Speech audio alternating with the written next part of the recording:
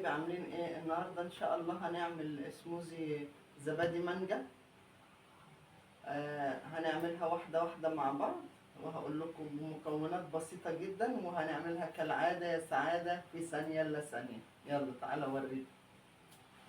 مانجا فروزن، هننزل عليها بكوبايه زبادي، كوبايه لبن، ونص كوبايه سكر، دي حسب الرغبه. هننزل بقطع التلج.